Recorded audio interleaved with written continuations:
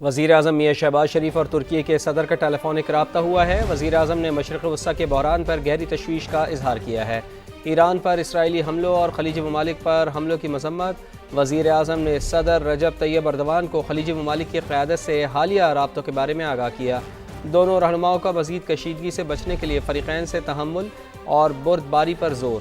وزیر اعظم نے ترک صدر کو افغانستان کے تناظر میں حالیہ پیش رفت سے بھی آگاہ کیا۔ دونوں رہنماؤں کا قریبی اور مسلسل رابطے میں رہنے، خطے میں امن و استحکام کے لیے مشترکہ کوششیں جاری رکھنے پر اتفاق ہوا۔ وزیر اعظم شہباز شریف کا خطے کی کشیدہ صورتحال پر پارلیمانی جماعتوں کو اعتماد میں لینے کا فیصلہ۔ سینٹ اور قومی اسمبلی میں اپوزیشن لیڈر سمیت تمام جماعتوں کے پارلیمانی سربراہان کو آج 11:30 بجے ان کیمرہ بریفنگ کے لیے مدعو کر لیا۔ تحریک انصاف کا ان کیمرہ بریفنگ میں شرکت سے انکار۔ پی ٹی آئی سیاسی کمیٹی کے اجلاس میں یہ فیصلہ ہوا۔ اعلامیے میں کہا گیا کہ بانی سے ملاقات تک کسی حکومتی اجلاس میں نہیں جائیں گے۔ اپوزیشن لیڈر محمود اچکزئی کہتے ہیں پارلیمنٹ کا مشترکہ اجلاس بلا کر سیکیورٹی بریفنگ دی جائے۔ پارلیمانی لیڈرز کو ان کیمرہ بریفنگ کی وجہ سے سینٹ کا آج ہونے والا اجلاس ملتوی کر دیا گیا۔ سینٹ اجلاس اب 5 مارچ کو صبح 11:30 بجے ہوگا۔ ایران، امریکہ اور اسرائیل کی جنگ، عالمی منڈی میں تیل کی قیمتوں میں اضافے کا سلسلہ جاری ہے۔ امریکی کروڈ آئل 3.3% اضافے سے $74.6 فی بیرل پر آ گیا ہے۔ اسی طرح برطانوی برنٹ خام تیل کی قیمت 3.98% اضافے سے $81.60 فی بیرل ہو گئی ہے۔ ماہرین کے مطابق آبنائے ہرمز کی بندش کے باعث تیل کی قیمتیں $100 فی بیرل تک جا سکتی ہیں۔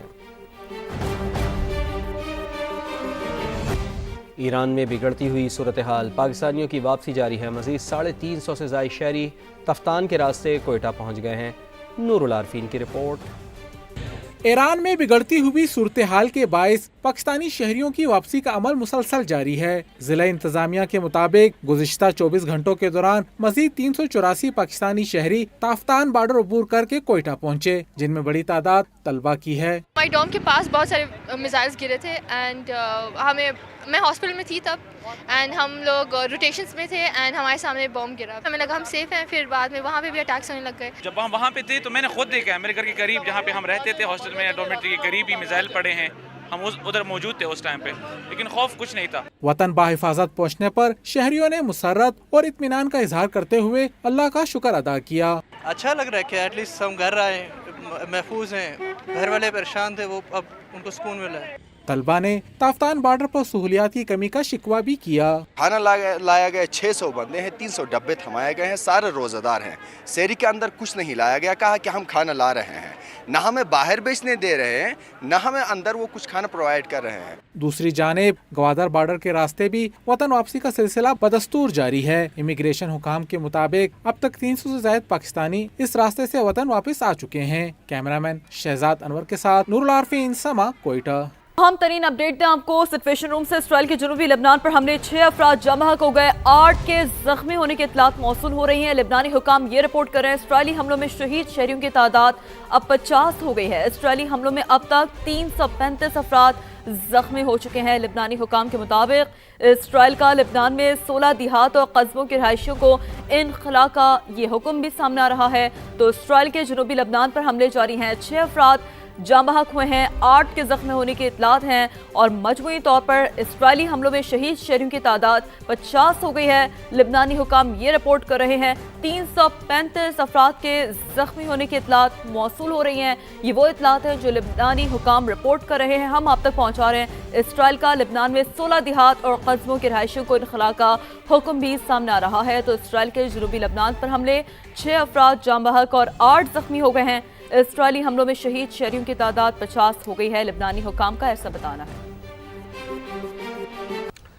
ایران پر حملے کا 5واں دن، مشرق وسطیٰ میں آگ اور بارود کی برسات ہے۔ امریکہ کا ایران کے 17 بحری جہاز اور 1 آبدوز تباہ کرنے کا دعویٰ۔ امریکی سینٹ کام کے ایڈمرل ہیرڈ کوپر کے مطابق بحیرہ عرب، خلیج عمان اور آبنائے ہرمز میں اب کوئی ایرانی جہاز موجود نہیں۔ انہوں نے بتایا کہ ایران میں اب تک 2000 اہداف کو نشانہ بنا چکے ہیں۔ ایئر ڈیفنس سسٹم کو شدید نقصان پہنچایا، سینکڑوں کی تعداد میں بیلسٹک میزائل لانچرز اور ڈرونز تباہ کر دیے۔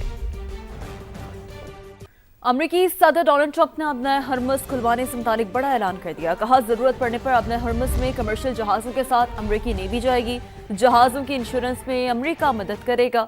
ऑयल टैंकर समेत तमाम बहरी जहाज़ों को ज़मानत और इंश्योरेंस देंगे। ये इक़दाम खलीज में बहरी जहाज़ों की हिफाजत को यकीनी बनाने के लिए है। सऊदी वली अहद शहजादा मोहम्मद बिन सलमान की ज़ेरे सदारत काबीना का इजलास कौमी सलामती के दिफा, शहरियों और गैर मुल्कियों के तहफ़्फ़ुज़ को यकीनी बनाने का आज़म दोहराया गया। आपको इस हवाले से बता रहे हैं कि फैसला किया गया कि कौमी सलामती को यकीनी बनाने के लिए और शहरियों के तहफ़्फ़ुज़ के लिए जो इक़दामात उठाने पड़ेंगे उठाएंगे। ऑनलाइन इजलास में खित्ते की सूरत हाल का जायजा लिया गया। सऊदी काबीना ने GCC ममालिक पर ईरानी हमलों को संगीन जुर्म करार दिया। एलामिया के मुताबिक इन हमलों से इलाकाई अमन और सलामती और खुद मुख्तारी को नुकसान पहुंचा है। सऊदी काबीना के इजलास में ईरानी हमलों के बाद सऊदी अरब की हिमायत करने वाले ममालिक का शुक्रिया भी अदा किया गया। और इसके साथ साथ अहम खबर यह है कि ईरान को नया सुप्रीम लीडर मिल गया है। अरब मीडिया के मुताबिक आयतुल्लाह खामिनाई के बेटे मुज्तबा खामिनाई ईरान के सुप्रीम लीडर मुंतखब हो गए हैं। ईरान में रहबर आला का इंतखाब 88 रुकनी मजलिस खबरगान करती है। ईरानी सुप्रीम लीडर आयतुल्लाह खामिनाई को मशहद में इमाम रज़ा के मज़ार के अहाते में सुपुर्द खाक किया जाएगा।